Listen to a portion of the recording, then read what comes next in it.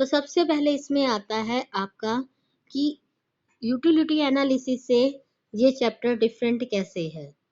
जो first chapter था utility वाला, उसमें मैंने आपको बताया था कि यूटिलिटी क्या कहते हैं। यूटिलिटी वाला जो कंसेप्ट है वो ये कहता है कि जब एक कंज्यूमर कोई कमोडिटी कंज्यूम करता है तो उससे जो उसको सेटिस्फेक्शन मिलती है that can be counted in number, वो नंबर्स में काउंट की जा सकती है। लेकिन जो ये इंडिफरेंस कर्व एनालिसिस है वो ये कहता है कि कंज्यूमर जो है वो ये चीज़ तो बता सकता है किसी चीज़ से ज़्यादा सेटिस्फेक्शन मिली है, कम मिली है या इक्वल मिली है, लेकिन नंबर्स में नहीं बता सकता, सेटिस्फेक्शन को कभी भी नहीं बता सकता। ठीक है। अब इसके बाद फिर आता है इस आईसी जो है, इंडिफरेंस कर्व की शॉर्ट फॉर्म क्या है, आईसी बोलते हैं इसको, इंडिफरेंस का आई और सी का कर्व। तो अजम्पशंस क्या है इसकी, पहले भी बताया, अजम्पशंस को कभी भी एक्सप्लेन नहीं किया जाता। तो सबसे पहली जो इसकी अजम्पशन है वो ये है, money income of the consumer is given and does not change. कि कंज्यूमर की मनी इनकम, मान लो मंथली इनकम उसकी 2000 है, तो वो गिवन है, उसमें कोई चेंज नहीं होता। मान के चल रहा है, अजम्पशंस है, कम ज्यादा हो सकती है, वो मान के चल रहा है कि मनी इनकम जो है वो गिवन है and that can not be change. दूसरी बात वो कहता है, consumer spend his income on two goods which are substitute of each other. Consumer जो है वो अपनी इनकम को दो गुड्स पे खर्च कर रहा है और दोनों ही गुड्स क्या है, सब्स्टिट्यूट है ईच अदर की, एक दूसरे की क्या है, सब्स्टिट्यूट है। जैसे एप्पल और ऑरेंज, दोनों ही क्या है, फ्रूट है, लेकिन दोनों एक दूसरे के क्या है, सब्स्टिट्यूट है। एप्पल की जगह बनाना ले लो या ऑरेंज ले लो, कुछ भी मतलब, और दो ही गुड्स की वो बात कर रहा है। क्यों, दो एक्सिस है, एक एक्स एक्सिस और एक वाई एक्सिस, तो दो ही चीजें हम दिखा सकते हैं, इसलिए टू गुड्स हैं। तीसरा वो कह रहा है, कंज्यूमर स्केल प्रेफरेंस यानी scale of preference for two good is well defined. यानी वेल डिफाइंड का मतलब क्या है कि जब एक कंज्यूमर किसी चीज का कंजम्पशन क्वांटिटी बढ़ाता है, ठीक है, तो वो उसकी कब बढ़ाता है, जब वो उसके पास शॉर्टेज में होती है तभी वो उसकी ज्यादा चाहता है। जब वो चीज ज्यादा में होती है तब वो उसको कम चाहता है। उसने वर्ड क्या यूज किया है, his intensity of desire for a good would increase when he has less of it. जब एक चीज कम होती है तभी वो उसको ज्यादा लेने की इच्छा करता है। और his intensity of desire for a good would decrease, जब उसके पास कोई चीज ज्यादा क्वांटिटी में आ जाती है तो उसके लिए उसकी इंटेंसिटी जो है, डिजायर जो है, लेने की इच्छा जो है, वो क्या हो जाती है, कम हो जाती है। ये ह्यूमन बीइंग की एक साइकोलॉजी है, जो वो ये मान के चल रहा है कि हर कंज्यूमर जो है वो इसी सोच के साथ चलता है, हर कंज्यूमर की साइकोलॉजी एक जैसी होती है। More of a good will give more satisfaction to the consumer. This is called monotonic preference. अभी ये assumptions हैं, इसको एज ए कंसेप्ट आगे हम यूज करेंगे तो उसमें ज्यादा क्लियर हो जाएगा। जब एक चीज ज्यादा वो कंजम्पशन करता है तो उससे सेटिस्फेक्शन लेवल भी उसका क्या होता है, ज्यादा होता है, और इसको हम मोनोटोनिक प्रेफरेंस कहते हैं। लास्ट अजम्पशन में वो कह रहा है, कंज्यूमर इज रैशनल। कंज्यूमर सोच समझ के खर्च करने वाला है, वो रैशनल है। He always tries to maximise his satisfaction in a given situation. वो एक गिवन सिचुएशन में अपनी सेटिस्फेक्शन को मैक्सिमम करता है। ठीक है, ये सारी क्या है, इसकी अजम्पशंस है। मेन आगे हमारा कंसेप्ट आता है, एक होता है इंडिफरेंस सेट और एक होता है इंडिफरेंस कर्व। अब इंडिफरेंस सेट क्या है और इंडिफरेंस कर्व क्या होता है, देखो। जब हम टू गुड्स हैं, ए कॉम्बिनेशन उसके अलग अलग दिए हुए हैं, एप्पल और ऑरेंजेस, दो चीजें उसने ली हैं, उसके डिफरेंट कॉम्बिनेशन है A B C D. Combination का मतलब दोनों गुड्स वो कंबाइन में ले रहा है। अगर वो एक एप्पल लेता है तो वो कितने लेता है, 10 ऑरेंजेस लेता है। जब वो ऑरेंजेस कम करके, 10 से कम करके कितने कर देता है, 7 कर देता है, 7 लेता है, एप्पल 2 हो जाते हैं। फिर फर्दर ऑरेंजेस कम करके वो 5 करता है, एप्पल 3 हो जाते हैं। फिर फर्दर वो ऑरेंजेस 5 से कम करके 4 करता है और एप्पल भी क्या लेता है, 4 लेता है। ये डिफरेंट कॉम्बिनेशन है ए बी सी डी, और ये कितनी कितनी यूनिट उसकी ले रहा है। तो ये जो टेबल है इसको हम क्या कहते हैं, इंडिफरेंस सेट कहते हैं। इसको हम क्या कहते हैं, इंडिफरेंस सेट। तो indifference set is a set of different combination of two goods which a consumer can purchase with his given income, all the combination give him same level of satisfaction. इसका नाम indifference क्यों पड़ा? किसी भी चीज को indifferent या indifference कब कहते हैं? कि जब उस चीज से कोई इफेक्ट ना हो तो उसको क्या कहा जाता है? इंडिफरेंट कहा जाता है। एक मिनट बेटे, बाहर कोई आया है, एक मिनट में आ रहा हूं।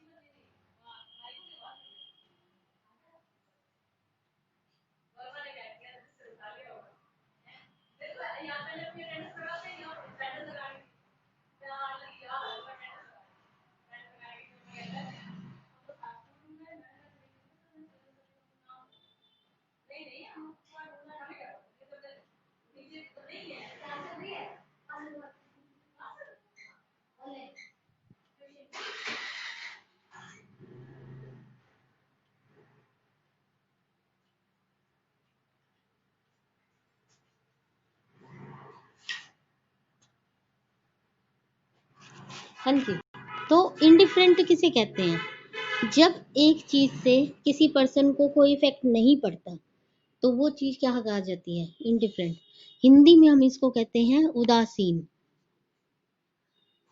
न्यूट्रल।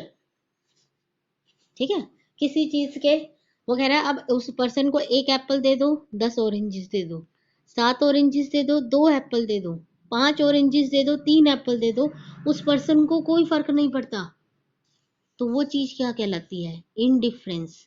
इसको क्या कहते हैं? इनडिफरेंस कहते हैं। कि जो मर्जी कॉम्बिनेशन दे दो, लेवल ऑफ सेटिस्फेक्शन क्या रहता है? सेम रहता है। जो 10 ऑरेंज और एक एप्पल खाने से सेटिस्फेक्शन है, वही 7 ऑरेंज और 2 एप्पल खाने से मिल रहा है, वही 5 ऑरेंजेस और 3 एप्पल्स को खाने से मिल रहा है। Level of satisfaction her combination पे क्या है? उसका सेम है। ए बी सी डी पर लेवल ऑफ सेटिस्फेक्शन क्या है? सेम है। ठीक है, इसलिए हम इसको क्या कहते हैं? Indifference set. फिर आता है इंडिफरेंस कर्व। जब इस इंडिफरेंस सेट को हम डायग्राम में शो कर देते हैं तो वो क्या बन जाता है? Indifference curve. Indifference curve is A diagrammatic presentation of indifference set of a consumer.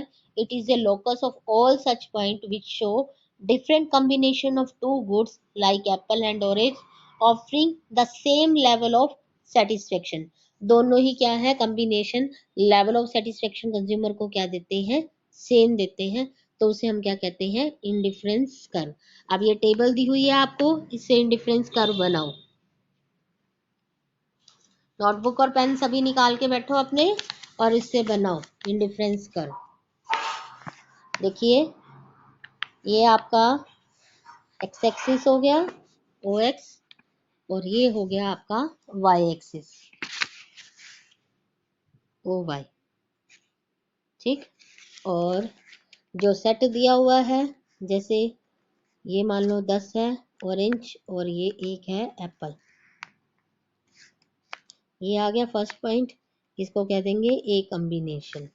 फिर 7 तो ऑरेंजेस है और 2 आपके क्या है?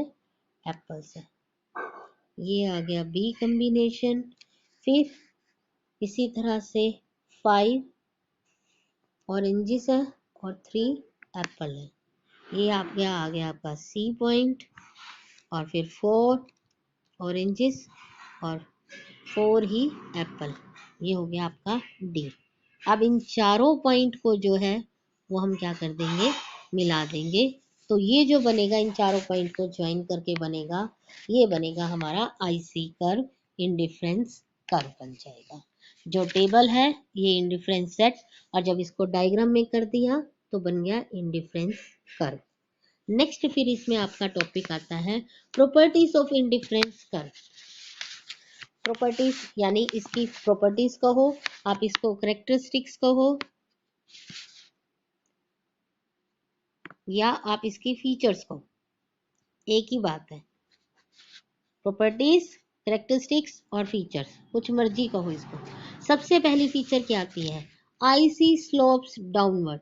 इंडिफरेंस कर्व जो होता है वो डाउनवर्ड स्लोपिंग होता है।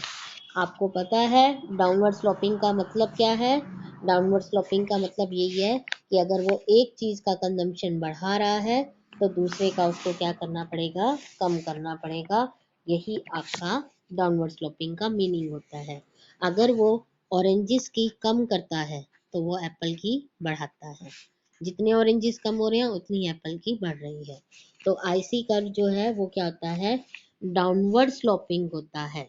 यानी एक का कंजम्पशन बढ़ाएगा तो दूसरे का कम करेगा। दोनों गुड्स का कंजम्पशन वो एक साथ नहीं बढ़ा सकता। क्यों नहीं बढ़ा सकता, क्योंकि उसकी इनकम जो है वो गिवन है, लिमिटेड है। ठीक है, इनकम में कोई चेंज नहीं है ना, अजम्पशन मानी है। दूसरी प्रॉपर्टी आती है इसकी, IC is convex to origin. Indifference curve जो होता है वो क्या होता है, कन्वेक्स टू ओरिजिन होता है। ये देखो, ये जो शेप है ये क्या शो करती है, कन्वेक्सिटी। अगर मान लो ये शेप हो जाए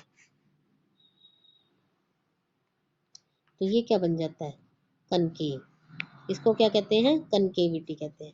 इसको क्या कहते हैं, कन्वेक्सिटी कहते हैं। और अगर ये शेप हो जाए, ये क्या होती है, स्ट्रेट लाइन। ये क्या कहलाती है आपकी, स्ट्रेट लाइन। तो आईसी कर्व जो है वो हमारा क्या है, कन्वेक्स टू ओरिजिन होता है। कन्वेक्स टू ओरिजिन का मतलब क्या है कि अगर एक का कंजम्पशन वो बढ़ा रहा है तो दूसरे का उसको क्या करना पड़ेगा, कम करना पड़ेगा। और आईसी डिक्लाइन जो है, देखो अब इसमें आपको बुक में भी दिया हुआ है, what does it mean when we say IC is convex to origin. कि जब हम कहते हैं आईसी कन्वेक्स टू ओरिजिन है, इसका मतलब क्या होता है, इसका मतलब ये होता है कि आईसी का स्लोप जो है वो डिक्लाइनिंग है, डाउनवर्ड है। अब क्वेश्चन राइज होता है कि आईसी जो है वो डाउनवर्ड क्यों होता है, डिक्लाइन क्यों होता है। तो ऊपर वाली जो थी फीचर्स उसमें हमने बताया था कि अगर एक का कंजम्पशन बढ़ाता है तो दूसरे का कम करना पड़ता है। अगर हम मैथमेटिकल लैंग्वेज में बात करें तो आईसी डिक्लाइन इसलिए होता है ड्यू टू एमआरएस। एमआरएस क्या होती है, marginal rate of substitution. Book में इसकी डेफिनेशन भी दी हुई है।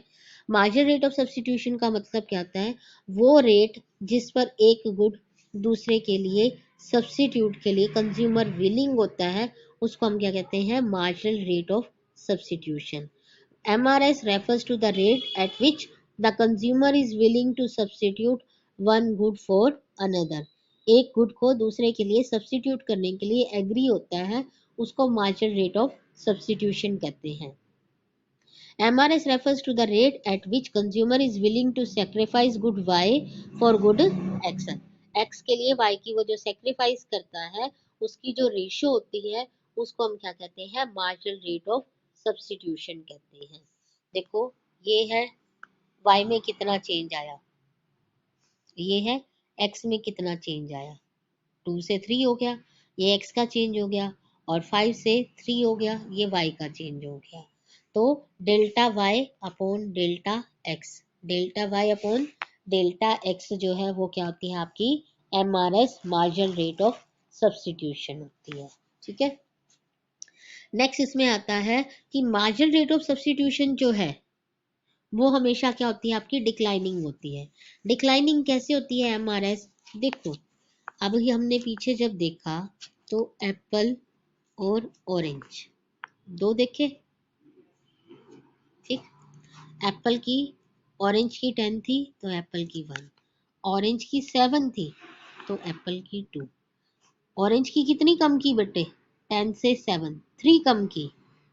जबकि एप्पल की कितनी बढ़ी, 1 से 2 बढ़ी। फिर फर्दर ऑरेंज की उसने कितनी की, 7 से कम करके 5 की। जबकि एप्पल की फिर कितनी बढ़ी, 1 इंक्रीज हुई। फिर एप्पल की उसने कितनी की, 1 डिक्लाइन की। और ऑरेंज की 5 से कम करके 4 की, और एप्पल की 3 से बढ़कर 4 हुई। ज्यादा से ज्यादा ये देखो एमआरएस इसमें क्या होती गई, पहले उसने 3 की सेक्रीफाइस, फिर उसने 2 सेक्रीफाइस की, फिर उसने 1 सेक्रीफाइस की। 10 से कम होकर 7, 7 से कम होकर 5, 5 से कम करके 4। पहले 3 सेक्रीफाइस की, 7 और 5 का गैप कितना हुआ, इसको डेल्टा वाई मान लो ना, इसको एक्स मान लो, एक्स और ये वाई है तो delta Y upon delta X निकाल लो। पहले वाला तो ऐसे ही जाता है, 7 10 से कम होकर 7, ये हो गया 3, 2 से कम होकर 1, ये हो गया 1, पहले होगी 3, फिर 7 से कम होकर हो गया 5, ये 2, फिर ये 1, 2 डिवाइड बाई 1 1, फिर ये 1 1 बाई 1, दोनों ही 1, 3 2 1। तो इस तरह से एमआरएस जो है वो आपकी क्या होगी, डिमिनिशिंग होगी। देखो 7 - 10 आता तो -3 है, सिर्फ ये माइनस किस लिए है, ये शो करने के लिए कि ये डिक्लाइन हो रही है, इसलिए माइनस का साइन जो है इसके आगे जो है वैसे माइनस का साइन लगता है। ये देखो इसमें भी आपको क्लियर दिया हुआ है, -2 अपॉन में -1। क्या बात तरुण, कॉल की थी बेटे? -2, 2 डिवाइड बाई 1, माइनस का आगे सिंबल लगा हुआ है, सिर्फ माइनस जो है वो ये शो करने के लिए है कि एमआरएस डिमिनिशिंग होती है। एमआरएस डिमिनिशिंग का मतलब हर एडिशनल के लिए, ध्यान से अभी उसी टेबल पर वापस आ रही हूँ कि हर एडिशनल के लिए, एप्पल की एडिशनल के लिए वो ऑरेंज की लेस से लेस सेक्रीफाइस करेगा। पहले एक एप्पल के लिए उसने 3 सेक्रीफाइस की, फिर दूसरे एप्पल के लिए उसने 2 सेक्रीफाइस की, फिर तीसरे एप्पल के लिए उसने 1 सेक्रीफाइस की। हर एडिशनल यूनिट एप्पल की लेने के लिए वो ऑरेंज की क्या करता है, लेस से लेस सेक्रीफाइस करता है। अब क्वेश्चन अराइज होता है एमआरएस जो है वो डिक्लाइनिंग क्यों होती है, उसके पीछे रीजन क्या है? उसके पीछे सीधा रीजन है law of diminishing marginal utility. कौन सा रीजन है? Law of diminishing marginal utility, कि जब एक कंज्यूमर किसी चीज की ज्यादा यूनिट कंज्यूम करता है, धीरे धीरे उससे मिलने वाली सेटिस्फेक्शन जो है वो क्या होती जाती है, कम हो जाती है। इसी को कहा जाता है law of diminishing marginal utility.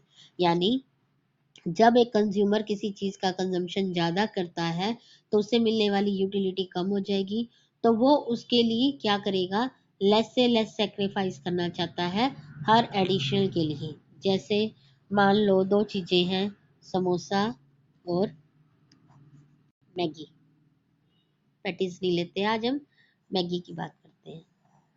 अब जब एक कंज्यूमर समोसे का कंजम्पशन बढ़ाता है क्योंकि उसको समोसे से ज्यादा सेटिस्फेक्शन मिलती है, लेकिन मैगी का वो क्या करता है, कम करता है। जैसे जैसे वो समोसे का कंजम्पशन बढ़ाएगा, धीरे धीरे समोसे से मिलने वाली सेटिस्फेक्शन क्या होगी, कम होती जाएगी।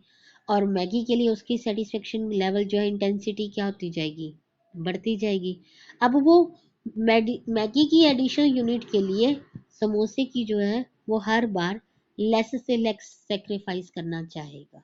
ठीक है, ये होता है एमआरएस डिक्लाइनिंग का रीजन। बुक की लैंग्वेज में पढ़े, as more and more unit of a good y are given, his intensity desire for good y tends to rise।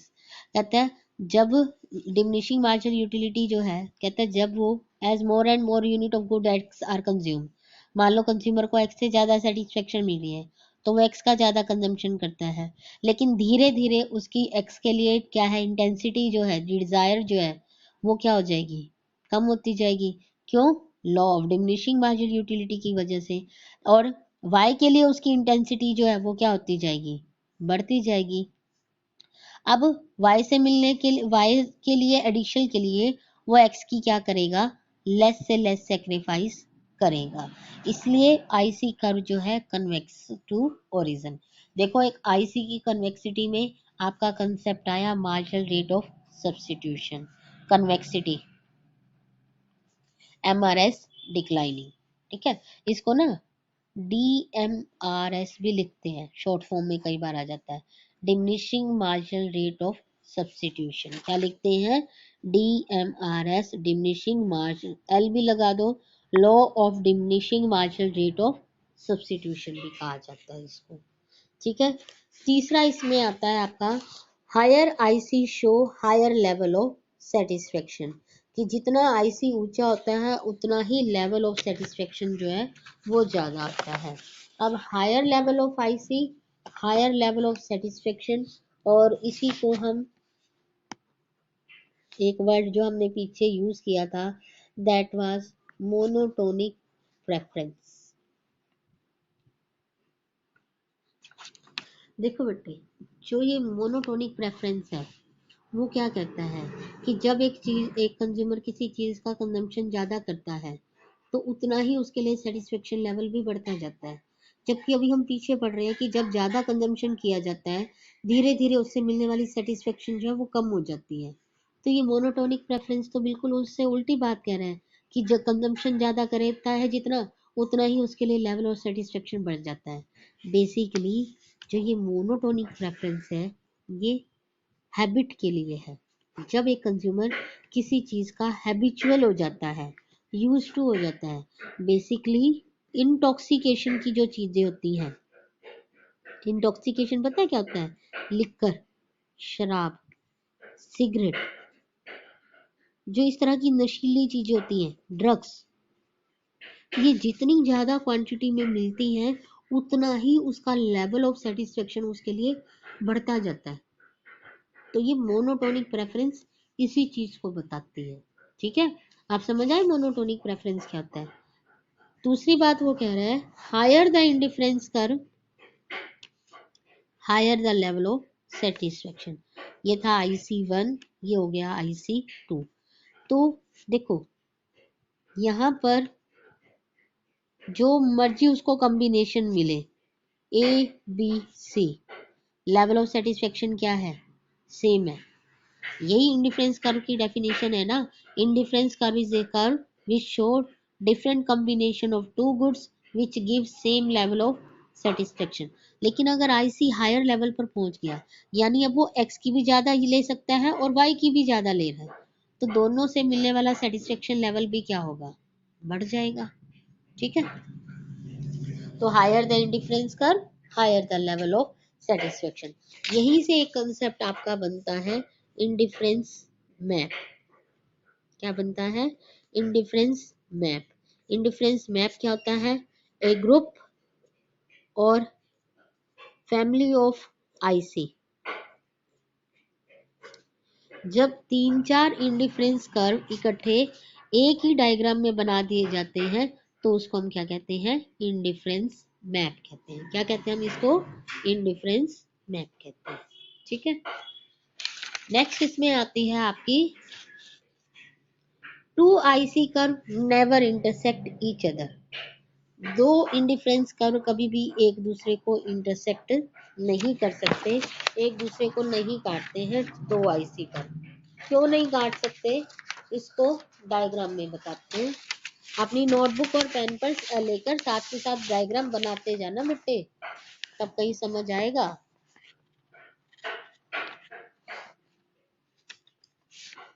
ये है IC1, ठीक, और ये है, अच्छा IC1 पर ये पॉइंट है, ये पॉइंट है। जो जितने मर्जी IC कर्व पर पॉइंट है उस पर लेवल ऑफ सेटिस्फेक्शन क्या रहता है बेटे? सेम रहता है ना, ABCD सेम है।